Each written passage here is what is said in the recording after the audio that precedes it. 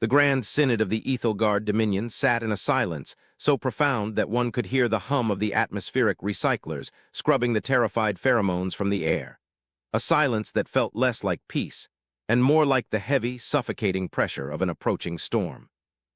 High Counselor Vrexel adjusted his ceremonial robes, the iridescent fabric shifting from a confident azure to a nervous, sickly violet, betraying his internal state to the hundreds of delegates arranged in the rising tiers of the obsidian amphitheater.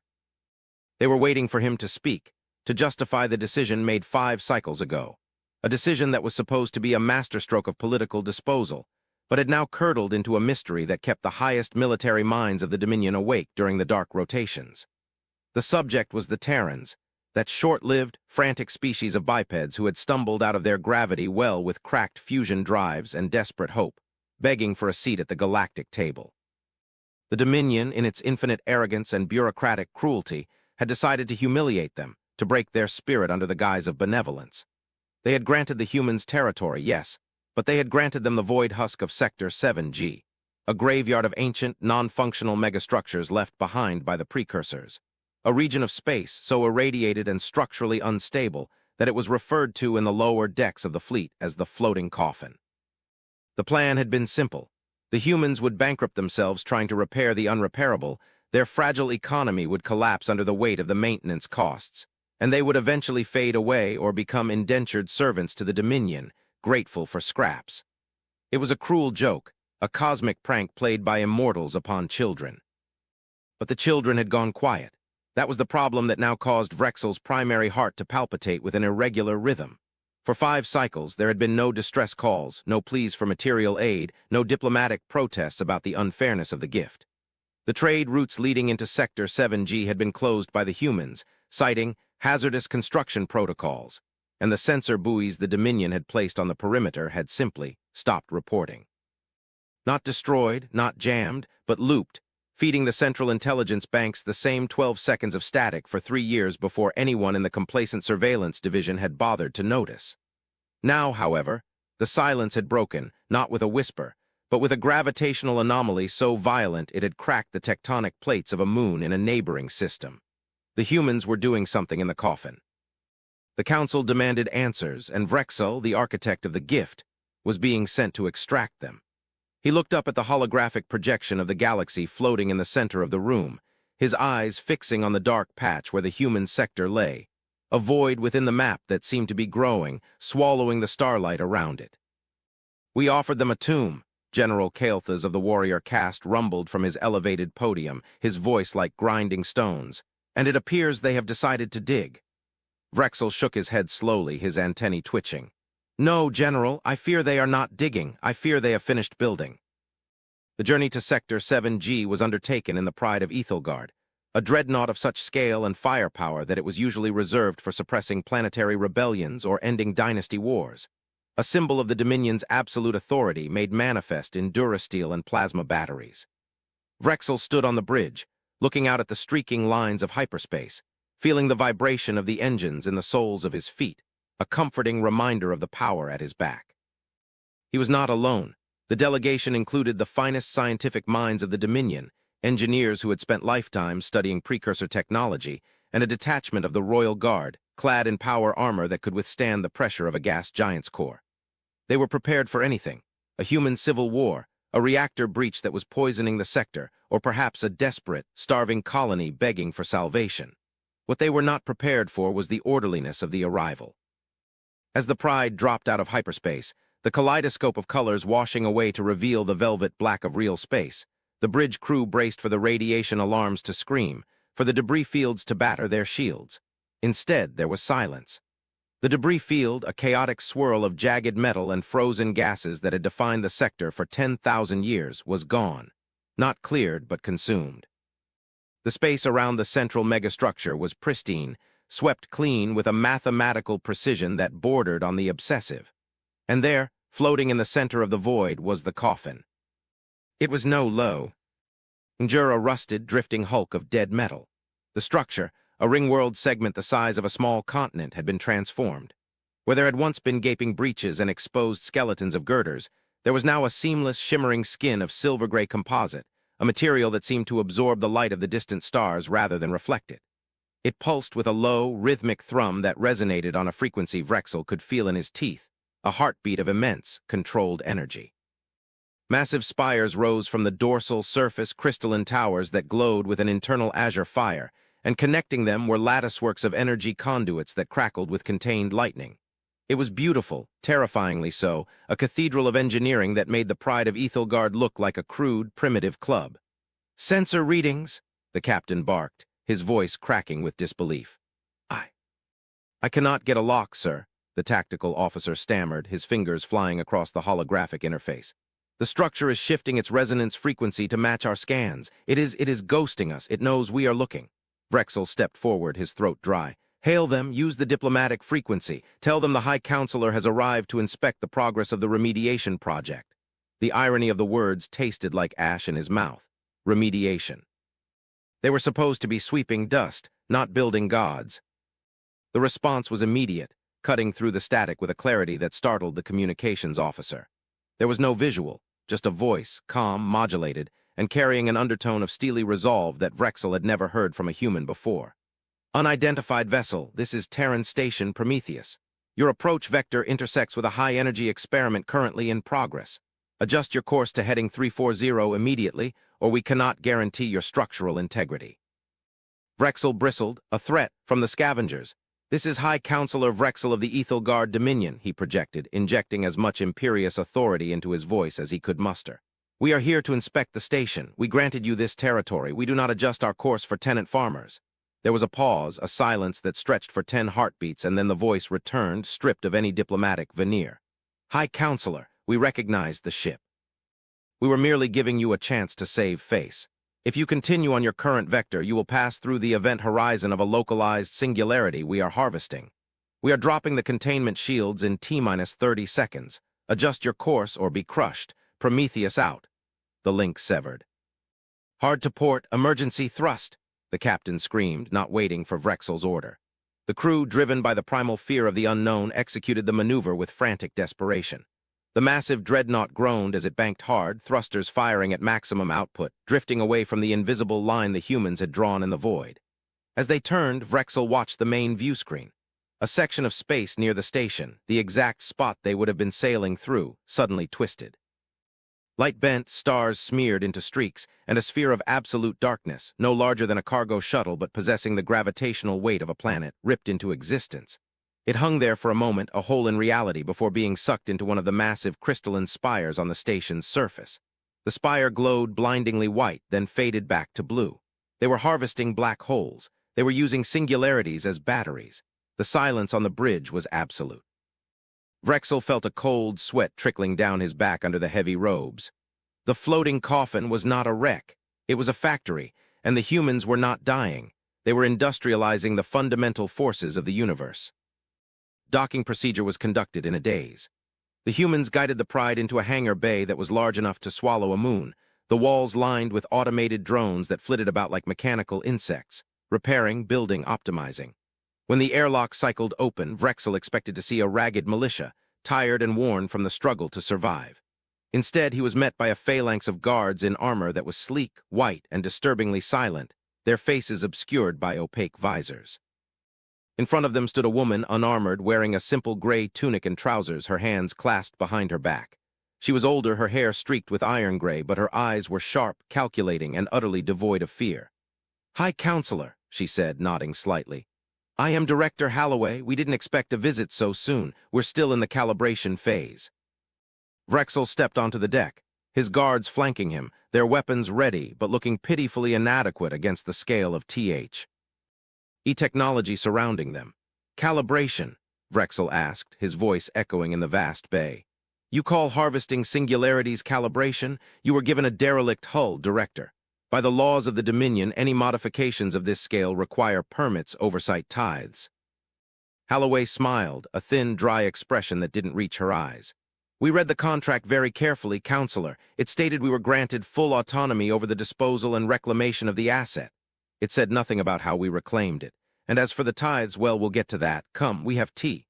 She turned and walked away, expecting them to follow. It was a power move, subtle and devastating. She did not wait for his agreement. She assumed it.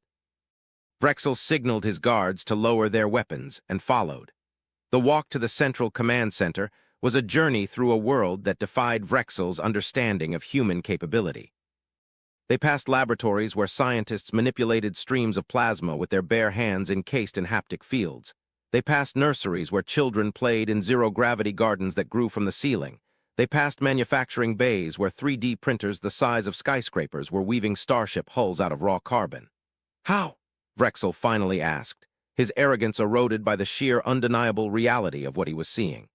This station. The precursors abandoned it because the core was unstable. It was leaking exotic radiation. It was a death trap. How did you fix it in 10 years?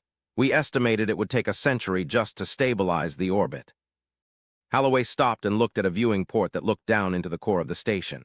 You underestimated two things, Counselor. First, you underestimated our desperation. When you gave us this place, Earth was dying. We didn't have a century. We had months. We had to make this work or our species ended. Necessity is a cruel but efficient teacher. She tapped the glass. And second, you underestimated our perspective. You looked at this station and saw a broken machine. You saw a reactor that leaked. You saw systems that didn't obey your laws of physics. She gestured to the pulsing light below. We looked at it and saw a puzzle. We didn't try to force it to work like a Dominion station. We didn't try to patch the leaks. We realized the leaks were actually intake valves. The precursors didn't build a reactor, Counselor. They built a siphon. This station wasn't meant to generate power. It was meant to pull it from the subspace layer. The radiation wasn't a malfunction. It was the exhaust. You were trying to plug the exhaust pipe of an engine you didn't understand. Vrexel stared at her, his mind reeling. The Dominion had spent 1,000 years studying precursor tech, treating it with religious reverence, afraid to touch it lest they break it. The humans had arrived, taken it apart, and realized they were holding the schematic upside down. They reached the observation deck, a domed room at the very top of the highest spire. From here, the view was breathtaking. The station stretched out below them, a silver jewel against the darkness. But Holloway did not let him admire the view. She walked to a console and pressed a single key. The holographic displays around the room flared to life, showing not just the sector, but the entire galactic arm. We didn't just fix the power, Counselor. We fixed the sensors. The precursors used this station as a listening post, a watchtower. The map zoomed out past the borders of the Dominion, past the unexplored wild zones, into the deep, dark void between galaxies. And we found out what they were watching. Vrexel looked at the map. At the edge of the galaxy, a red stain was spreading. It looked like a nebula, but as the image resolved, he saw it was moving. It was a swarm, trillions of biological signatures. The Zexer, Vrexel whispered, the name a myth from the ancient archives. The Devourers, the plague that had wiped out the precursors. They are returning. They are already here, Holloway corrected him. That red zone, that's not deep space. That's the outer rim of the Dominion. You haven't noticed because they jam communications before they attack. They've been eating your colonies for 6 months. Your bureaucracy is so slow, so clogged with reports and denials that you haven't even realized you're at war. Vrexel felt his knees weaken. He collapsed into a chair, the grandeur of his title stripping away to reveal a terrified old alien. If this is true. We are doomed, our fleets are scattered, our shields cannot stop organic weaponry, we gave you a coffin. Holloway looked at him, her expression softening for the first time. Yes, you gave us a coffin, you thought it would be our grave. She turned back to the window, looking out at the massive ring, the spires, the crackling energy. But humans have a funny habit of repurposing things. We took the coffin and we turned into a fortress. The alarm klaxons blared, a harsh, discordant sound that shattered the conversation. Director, a technician shouted from the pit below. Hyperspace rupture detected, Sector 4, massive signature, it's them. Vrexel jumped up. Here, they followed us. Holloway's face hardened into a mask of command. No, they didn't follow you. They were waiting for you to lead them to the only threat they perceive in this galaxy, us. She tapped her comms badge. All hands, battle stations. Condition 0. Spin up the singularity drives, unlock the main array. She looked at Vrexel. You wanted to inspect the station, Counselor. You wanted to know what we built. She gestured to the vast darkness outside. Watch. The space around the station tore open. Not one but hundreds of rifts appeared, vomiting forth the bioships of the Zexer.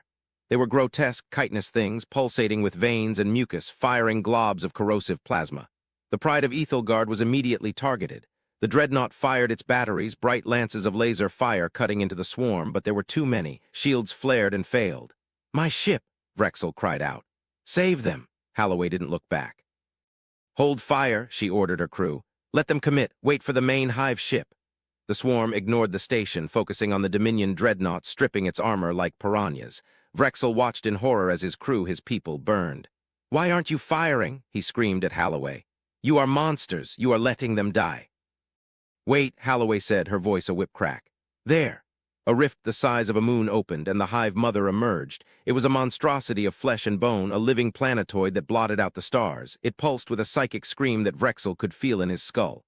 "Target locked," the tactical officer announced. "Singularity siphon at 100%. Holloway nodded. "Activate the lens." The station changed. The massive spires shifted, aligning with the central ring.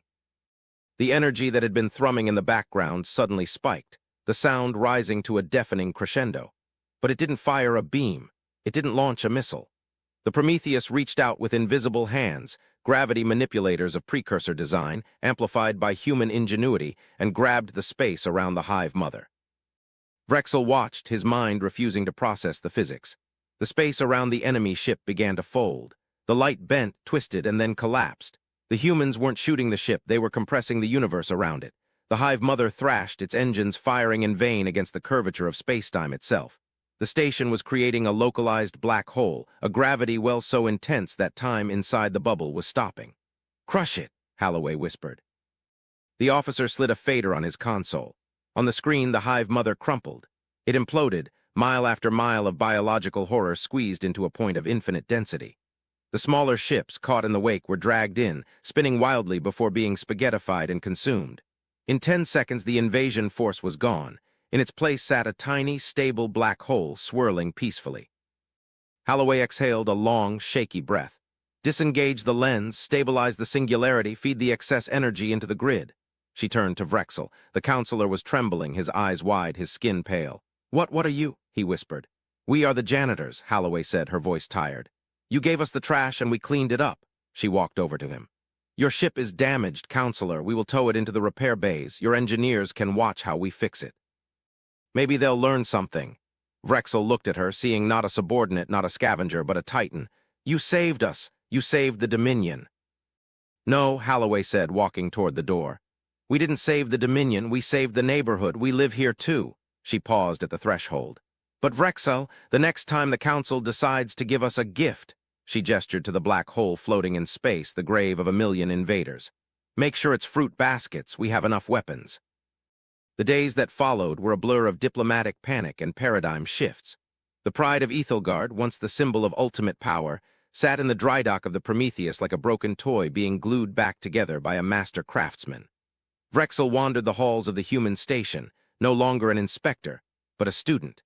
He saw the humans working alongside Dominion engineers, the cultural barrier shattered by the sheer undeniable force of competence. The humans were not arrogant about their victory. That was perhaps the most terrifying thing. They treated the destruction of a hive mother not as a glorious conquest, but as a solved equation, a hazardous waste disposal issue that had been handled efficiently. They were calm, logical, and terrifyingly practical. Eichel, where the Dominion saw war as a ritual of honor, humans saw it as an engineering failure to be corrected. In the final meeting before his departure, Vrexel sat across from Holloway in a small office that smelled of real coffee, a luxury grown in the hydroponic bays. "The Council will want to know your terms," Vrexel said. "You have a weapon that can delete matter from existence. You can dictate the flow of trade, the borders of sectors. You could claim the throne of the Synod if you wished." Holloway laughed, a genuine, warm sound. "We don't want your throne, Vrexel. It looks uncomfortable. And we don't want to rule the galaxy. We just want to explore it." She slid a data pad across the desk. "These are the schematics for the gravitational lens, a simplified version, defensive only." Vrexel stared at the pad. You are giving us the technology, the weapon." Holloway shook her head. "Not the weapon, the shield. If the Zexer are back, you're going to need it. We can't be everywhere at once."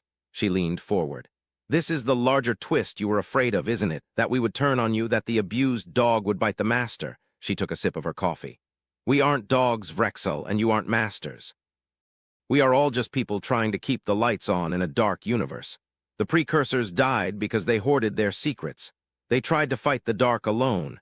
We don't intend to make that mistake." Vrexel took the pad.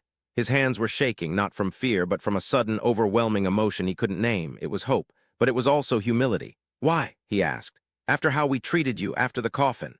Holloway stood up and walked to the window, looking out at the stars. Because the coffin taught us something. It taught us that anything, no matter how broken, can be fixed if you have the will to do it, even a relationship between species. She turned back to him. Go home, counselor. Tell your synod that the humans are not angry. Tell them we are busy. We have a lot of work to do. And tell them, she smiled, a glint of steel returning to her eyes, tell them to keep the noise down. We're listening to the stars. As the pride of Ethelgard departed, restored better than new, Vrexel looked back at the Prometheus. It shone like a silver star in the darkness, a beacon of impossible science and terrifying will. He realized then that the balance of power had not just shifted, it had shattered. The humans had taken a tomb and built a god. And as the dreadnought entered hyperspace, carrying the message that would change the galaxy forever, Vrexel offered a silent prayer of thanks to whatever deities listened, thanking them that the humans, for all their terrifying power, just wanted to be left alone to fix things. The galaxy was safe, not because of the Dominion's strength, but because the humans had turned the lights back on. And in the deep, cold dark, something else was watching, something ancient and terrible, and for the first time in eons it felt fear. Because the floating coffin was no longer dead, it was awake, and it was armed.